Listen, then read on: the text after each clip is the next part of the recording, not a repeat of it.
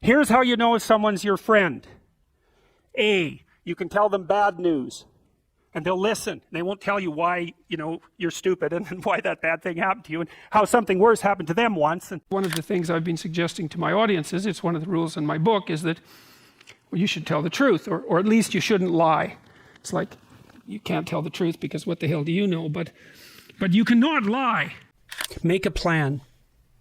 Look at what you're interested in. Get disciplined about something. You got to know that there are differences in intelligence. It's really important. If you go into a job and you're not smart enough for that job, you're going to have one bloody miserable time. And you're going to make life wretched for the people around you because you won't be able to handle the position. And as you climb hierarchies of competence, the demand on fluid intelligence increases. And so, unless you want to fail, you don't put yourself in over your head. Well, what's over your head? Well, that's a tricky thing to figure out.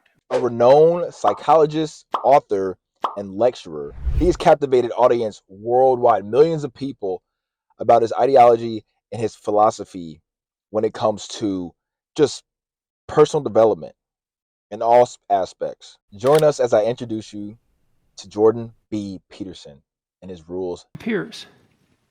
It's an axiomatic statement of it's an axiomatic ethical proposition that the job of whatever extracts order from chaos is properly done if it's done in truth.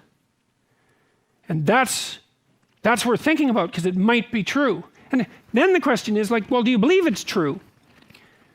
That's a good question. It's not a religious question even, it's a practical question as far as I'm concerned. And my sense is that people just believe that this is true, deeply. And the way you can tell that is not by what they say, but by what they do. And so, for example, one of the things that you might observe is that, if you love someone, your children, let's say, you don't tell them that the best way to get through the world is to lie about everything all the time. You don't sit them down and say, look, this is a corrupt enterprise, and altogether, and you can't trust anyone because they're always lying about everything. And your job is to become the best liar you possibly can become, because that's the way to get to where you need to get to and to set the world straight. No one ever does that. And so, if they don't do that, which would be belief in the lie, then they must assume something that's approximately opposite. And I would say that most people are not pleased when they catch their children in a lie. And so then you have to ask, well, why is that? It has to be because people believe that the truth is the proper way to proceed. And it isn't obvious why they believe that, but it's obvious that they act as if they do believe that.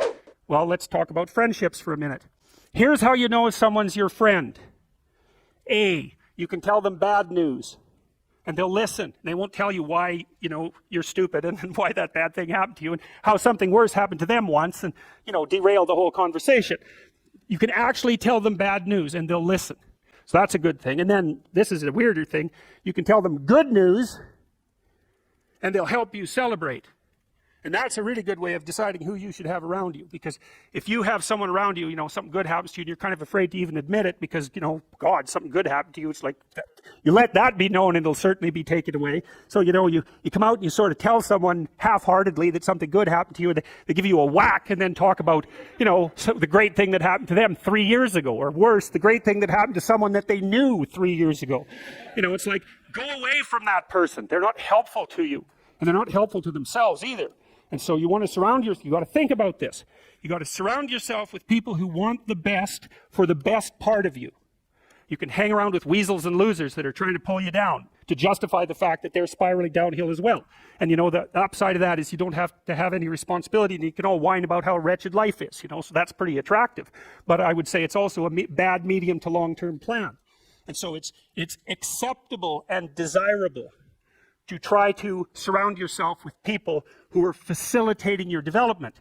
And you might say, well, I've got people around, I know them well, they're not doing that well and they don't fit into that category. It's like, what's your point? What are you going to do with them exactly? If they'll listen and cooperate with you and move towards a better future, great. if they don't pay any attention and they keep doing the same damn things over and over and they're not going anywhere and it's painful, then maybe the proper thing to do is say, you just have your misery. I'll go off and have my life. And maybe you'll wake up at some point in the future and think that's a better way of being. Because just putting up with it is, well, they call that enabling, right? You put up with that sort of behavior, you're providing tacit consent for it and even tacit approval. It's like, it's a bad idea. You have, I would say, both the right and the responsibility to surround yourself with people who are good for the best part of you. Well, you know, books are interesting. Some aren't. Often I dog-ear the pages of books that I'm reading if I find a line or something, you know, that I'd like to remember that I think is important. And, you know, I have some books on my shelves that, like, pages are dog-eared double because there was a really amazing thought on one page and there was a really amazing thought on the other page, you know, the facing page. And so the whole damn thing is just nothing but dog ears. And then there's other books where there's zero. When I read Nietzsche, for example, there was lots of dog ears, Beyond Good and Evil, which is a great book. And Nietzsche actually, he came up with the most arrogant statement anybody ever made about himself as an author, which is really quite impressive. To come up with the most arrogant statement, you know, that's really something. And he was great at coming up with one-liners, philosophical one-liners. He said, I can write in a sentence what it takes other people a book to write. And then he said, that they can't even write in a book. So that's pretty good, eh? It's like arrogant, and then he topped it. It's like, yes, this is a man who could really write. Anyways, the problem with reading a book like that, Beyond Good and Evil, say, is that every damn sentence is a thought, and a deep thought. And so reading Beyond Good and Evil, it's like just constantly being punched. I mean, partly you're punched because you read part of it and you don't know what the hell he says, and so then you know you're stupid, and so that's a punch. And then now and then you stumble across something you understand, and it's like, it's hard on you. He said he philosophized with a hammer, you know, that he was breaking things apart, and there's no doubt about that. So now and then you run across something you understand, and then that breaks you apart because you understand it, and it takes a long time to go through the book because you have to think about it, and God, that's not good. Thinking about things, you know. Well, it isn't, because, you know, when you think about, you already know everything in some sense. You know, you've got a map that covers the whole world, which is sort of why you can function. And so as long as everything's going fine, you don't really have to adjust your map, and you don't have to think. But then if you come across something that makes you think, then what that means is that part of the way you were thinking was wrong. And so when you think something, when you're forced to, then some little part of what you were, your map, the way you represent the world, it has to die, because it was wrong, and then it has to be replaced by this new thing, and God only knows how much of what it was that was there has to die. That's part of the magnitude of error problem, and so people don't like to think, and so it's hard to read difficult books like Beyond Good and Evil because you're just forced to think, and it's just exhausting. You wish that he would just go away, you know, which is why they're trying to not teach difficult books in universities anymore, so that people don't have to undergo the difficult process of actually having to think and transform themselves. Anyway, make a plan. Look at what you're interested in. Get disciplined about something. Allow for the possibility that you have something important to contribute to the world, and that the world would be a lesser place without that contribution. Don't be afraid of taking on responsibility. It's where you find what sustains you in your life. You can take on too much responsibility. You have to be cautious in that regard, but that's a less common problem than not taking on enough. A lot of the things that people regard as traps are actually the means to their life. You know, often young people are afraid of commitment, for example, in the context of a romantic relationship, and because they feel that that's going to interfere with their pursuit of something more valuable. But that's just not the case. You're not going to find something more valuable in your life than a committed relationship with someone that you love, that sustains itself across time, and that in all likelihood produces children. That's life. And there may be people for whom avoiding that is the better route, but those people are very rare, and you need a real reason to assume that you're one of those people. And hopefully for you, you're not. You know, I've had a very good career, a very meaningful career in multiple dimensions, and it's still been the case for me that the most important part of my life has been my intimate relationship with my wife and my family. So don't be afraid of that, or be afraid of it, but don't let that stop you from pursuing it. You got to know that there are differences in intelligence. It's really important. If you go into a job and you're not smart enough for that job, you're going to have one bloody miserable time. And you're going to make life wretched for the people around you because you won't be able to handle the position.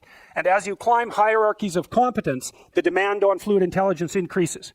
And so, unless you want to fail, you don't put yourself in over your head. Well, what's over your head? Well, that's a tricky thing to figure out. I mean, you have to figure that out with intelligence, you have to figure it out with conscientiousness, you have to figure it out with creativity, you have to figure it out with stress tolerance, with agreeableness, because you want to go into a cooperative environment and not a competitive one if you're agreeable, and with neuroticism, you probably want to keep the stress level of your job relatively low, because those are all places that you can break down. And most people have at least one significant weakness in their intelligence personality makeup, and you've got to be careful not to place yourself in a position where that's going to be a fatal flaw. But what you really want to do, as far as I can tell, if you want to maximize your chances for both success and let's say well-being, is you want to find a strata of occupation in which you would have an intelligence that would put you in the upper quartile. That's perfect. Then you're a big fish in a small pond. And you don't want to be the stupidest guy in the room. It's a bloody rough place to be. So, and you probably don't want to be the smartest guy in the room either, because what that probably means is you should be in a different room, right? You should look at a place where, if you're right at the top, you've mastered it. It's time to go somewhere where you're a little lower so that you've got something to climb up for. So, and if you're not hyper conscientious, for example, you're probably not going to want a job that you have to work 70 hours a week at, because you're just not wired up that way. You'd rather have some leisure, and more power to you. If that's how you're wired up, there's nothing wrong with having some leisure. But if you're someone who can't stand sitting around doing nothing ever, then maybe you can go into a job that's going to require you to work 75 hours a week. And almost all jobs that are at the top of complex dominance hierarchies require very high intelligence and insane levels of conscientiousness, as well, generally speaking, as pretty damn high levels of stress tolerance. Because that can knock you out too, because there's going to be sharp fluctuations in your career, generally speaking, at the higher levels of a structure, and you have to make very complicated decisions, often with very short time horizons. So you have to decide if that's what you want.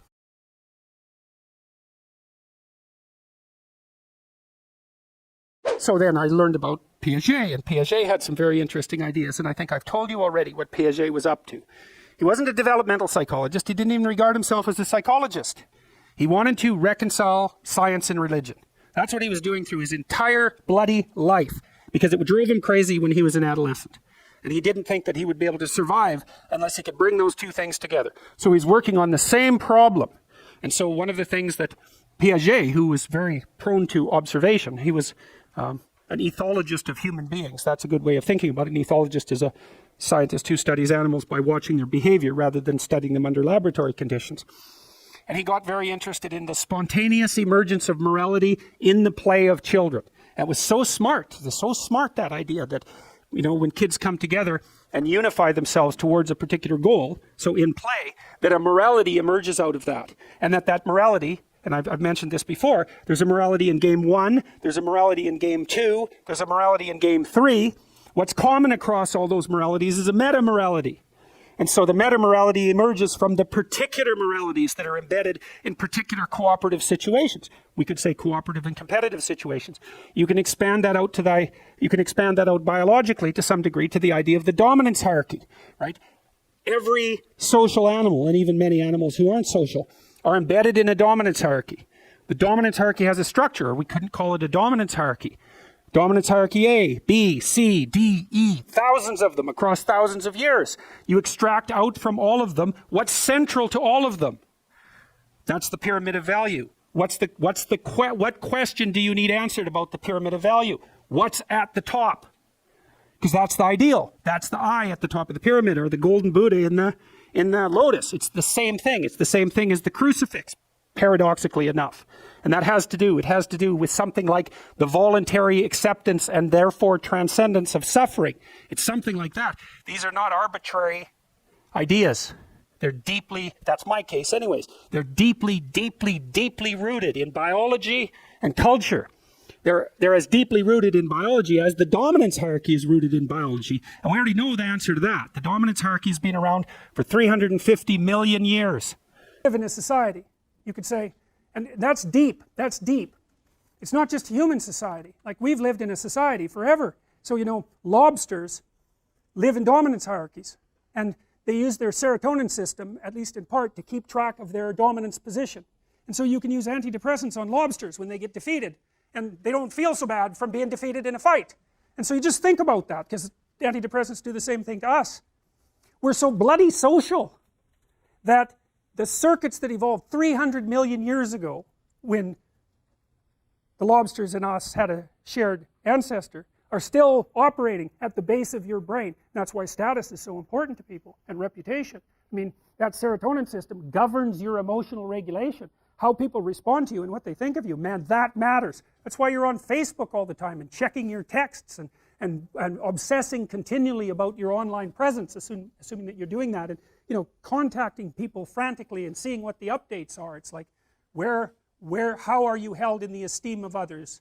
Very, very important, and that's because it determines your emotional regulation. It's really important. So we exist in a society, always. And the society has two elements. The tyrannical element of the society, that would be the tyrannical king, roughly speaking, a very common mythological theme. You see that in the Lion King too, right? Because that's Scar. And of course you see it in the real world with almost continually. And then the benevolent king, who is the source of all the good things about culture. And you can see these things play out as mythologies in political terms. So I would say, for example, the continual harping about the oppressive nature of the patriarchy is part of a myth. And the myth is that society is oppressive. It's like, well, yeah, obviously, because you have to be quite a bit like you, and you have to be quite a bit like you, even if you're not, so that you can get along, right? Everybody sacrifices a tremendous amount of their individuality to the common mode of being. There's a tyrannical element to that. But, by the same token, it's the basis of cooperation and the stability of society. I've gone around and spoken, and a large proportion of my audience has been young men, under 30, something like that. And I've spoken to them a lot about responsibility. And what's so odd about this is that of all the things that I've spoken about, because I can see the audience and I can feel how the audience is reacting, because I'm always paying attention to all of you insofar as I can manage that. So I get some sense of how what I'm saying is landing, which you have to do if you're going to speak effectively to people. And what happens is, if I talk about responsibility, is everyone is silent, just like they are now. Silent and not moving, right? Focusing, attentive. Say, pick up your responsibility. Pick up the heaviest thing you can and carry it. And the room goes quiet and everybody's eyes open. And I think, that always makes me break up. I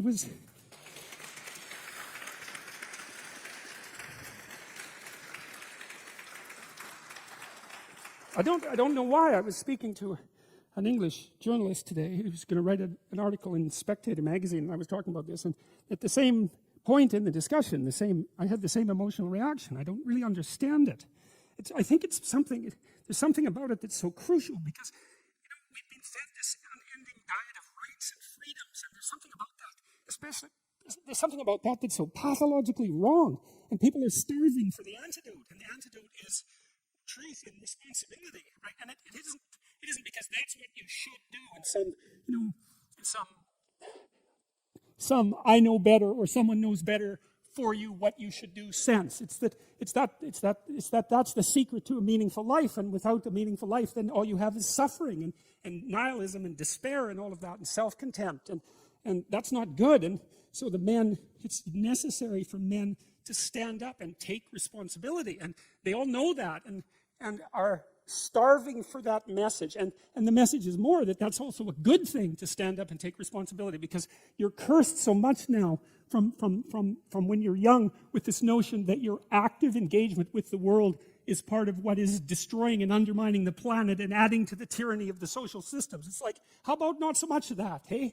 Because it's too soul deadening. It's anti-human right to the core. And my sense instead is that, if you were able to reveal the best of yourself to you in the world, that you would be an overwhelming force for good, and that whatever errors might be made along the way would wash out in the works. And that's the other thing that you see in the Abrahamic stories, because Abraham is not a perfect person by any stretch of the imagination. He's a real person, and he makes mistakes, but it doesn't matter. The overarching narrative is, maintain your covenant with God, and despite your inadequacies, then not only will you prevail, but your descendants will prevail. It's like, great, that's really good news, you know. So it's been really something to see that in the story. Hey, what's up, family? Hey, thanks again for enjoying these insightful highlights. Be sure to subscribe, hit the link below. I have a few links below of books that these authors, these thought leaders have actually written and are able to just continue to educate and bring vision to the world and to people like you and me every day. By the way, my favorite video was number 3. I hope you liked it as well. All my videos that I post are going to be number 3. So keep that in mind. Those are going to be my favorite videos because that's my favorite number. My name is Mr. Investment, and we'll see you next video. Stay curious, my friends.